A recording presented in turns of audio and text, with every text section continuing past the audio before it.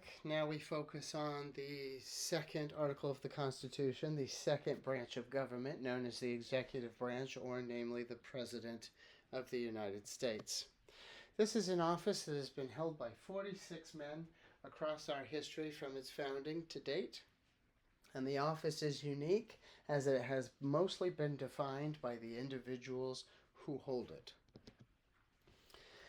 The term president is very unique because when we first confounded the idea under our constitutional convention, we didn't really know what it was supposed to mean. We were not sure if a president should be an individual person, or a committee of people, or a group of individuals. Should they be selected by the legislature, or a party, or the public at large? There were differing ideas under James Madison's Virginia plan, and Edmund Randolph's plan, and William Patterson's New Jersey plan. We had a variety of plans in which to define this office of the presidency. And the loudest voice that ends up shaping this office is Alexander Hamilton, our first Secretary of the Treasury. You might recognize him from a $10 bill. He will have a huge impact of trying to find this compromising ground of what the president will eventually become. And what we learn is that the president will be selected through a process known as the Electoral College. This is not an actual college or institution anywhere. It's the process in which we elect the President and Vice President of the United States.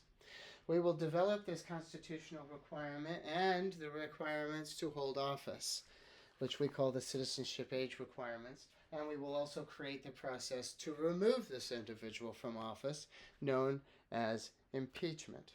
Now, at this time, the vice president is determined as the loser of a general election. So for a while in our early history, the winner became president and the loser became vice president.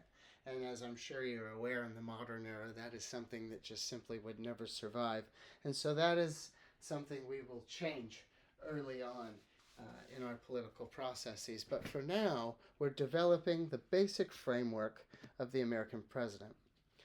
And what we end up outlining is that the president will be one individual. They will be elected by the people through the process of the Electoral College. They will have a vice president. They will be the administrator of the laws. And they will come with certain vested powers, which are listed here. They will be the commander-in-chief of the armed forces. They will be the recipient and face of the nation for foreign dignitaries. They will be the administrator of the laws, taking care that they will be fully executed throughout their time in office. They will present Congress with the state of our union every calendar year, which we still do to this day. They will make recommendations for legislation and appoint individuals to chair the agencies, departments, and judgeships of our government. And they will be the one who will, over time, be enveloped to endure a lot of our American foreign policy. Now, the executive branch has evolved over time, as I stated, based on the individuals who hold the office. It is an extremely vague section of the Constitution. Article 2 is extremely brief, and it leaves it up to a lot of interpretation. And so those gentlemen that have been the President of the United States have done a lot to influence it. This is why you remember some presidents over others, because some of them rose to the time they were born to, and others did not. And so we see some of that impact. George Washington will start off the impact on the executive branch without even realizing it when he steps down after 2 terms. He does not seek a third. He does not seek a fourth. He steps down after 2. As I mentioned previously, we will not have a 2-term limit on the presidency until 1950 after FDR serves 4 terms. So this is a very impactful precedent that he sets on the office. He's also the first president to develop a cabinet. He believes that he should, as a military commander, he believed that he should not be making all of these just administrative decisions on his own. So he surrounds himself with very high acumen individuals, even people he considered his political rivals, right? Like John Adams, Thomas Jefferson, people who did not always align with his political views of federalism or military foreign policy, but nonetheless were made a part of his administration. We've gone from having 3 cabinets to 15 now with the evolution, size, and complexity of our nation. Early presidents like Washington, Adams, Jefferson, Polk, Lincoln will all make huge advancements on the powers of the president by performing undeclared wars, declared wars, and advancing their military authority during those times. Thomas Jefferson will purchase the Louisiana Territory from Napoleon in France for $15 million. That is not an authority or privilege of the President of the United States, but he did it anyway. And it had a profound effect not only on his office, but our nation as a whole. Now, why does the executive branch then continue to evolve? It evolved in the early days. You'd think that we would have ironed some of that evolution out so that it wouldn't happen unchecked, but nonetheless, it continues to evolve because of three major reasonings. The first is our domestic economy. As our country increases in its size and complexity, people will look to the federal government more for solutions. Things like the Great Depression, World War I, World War II. These things will call for a larger voice within the executive branch. We will also take a growing presence on the international stage. Our country starts out with almost 100 years of isolation.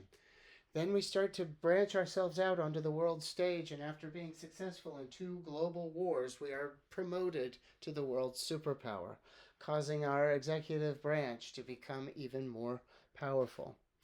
And, of course, a given is the advancement of technology and media, as electronic mass media has allowed presidential candidates to become more sensational, more celebrity-oriented, more of a face and fixture for the American public.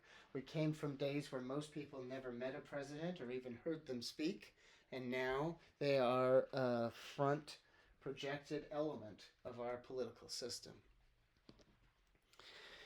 And as I mentioned earlier, we select this person through the Electoral College. I've given you a graphic that sort of lays this out, as you will have an assessment that asks you to look at the modern impacts on this process. But basically, a president fulfills the constitutional requirements to run for office, be a natural-born citizen, a minimum of 35 years of age, has to have lived in the country for the last 14 years. That's a prescription that was necessary in our early founding. And then they hit the campaign trail.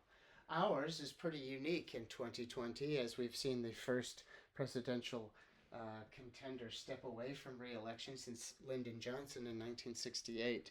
But nonetheless, the 2 major parties will hold primaries and caucuses across the country where delegates will select their party's nominee for office. Once a party nominee has been selected, they will be announced at a national convention in which the campaign trail commences and the 2 candidates go head to head.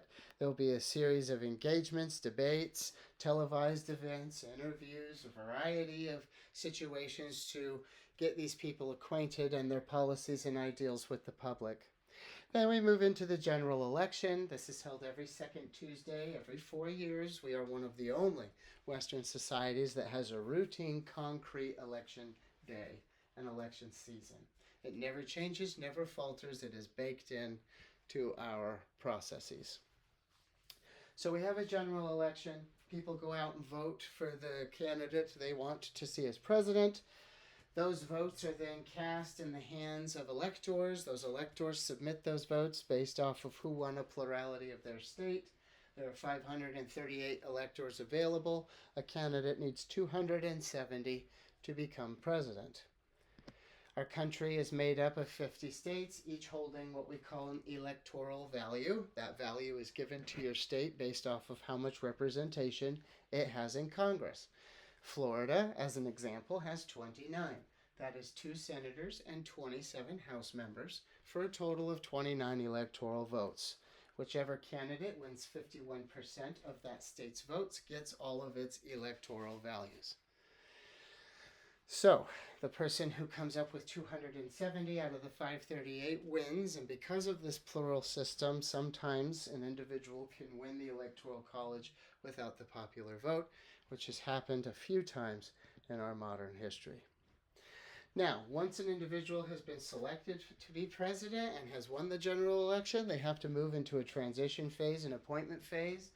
They appoint a whole variety of individuals from their personal staff to the executive office of the president to national security advisors, economic advisors, the Office of Management and Budget, and the Office of the Vice President. They have to select advisors, speechwriters, a press secretary, and develop what we refer to as the West Wing of the White House. Over 450 people will be selected by the president, and then an upwards of 4,000 more throughout the course of their tenure. Whether those are appointments or hires or selections, a lot takes place. The most powerful element of that being the vice president. Although the vice president has historically been an unseen, unsung hero of American history, in the modern era they take up more and more of a more present role. Our current vice president is the first female in American history, Kamala Harris. She is also the vice president who has broken more ties in the Senate thus far.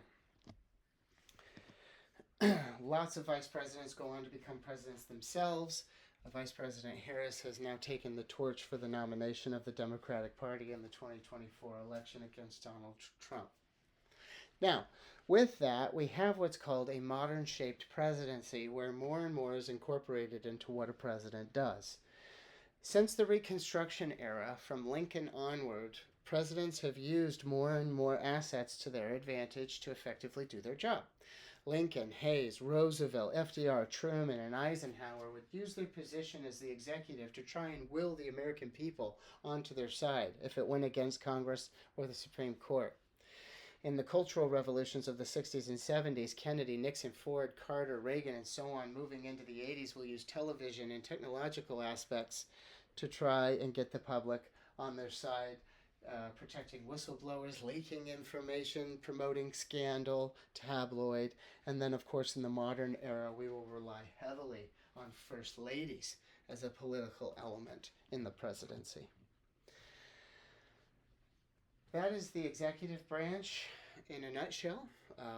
There's more to be expanded within that particular element and unit within the online texts and lectures, as well as an assessment that follows. We now move on to the judicial branch, namely the Supreme Court, and we will start that in the next video.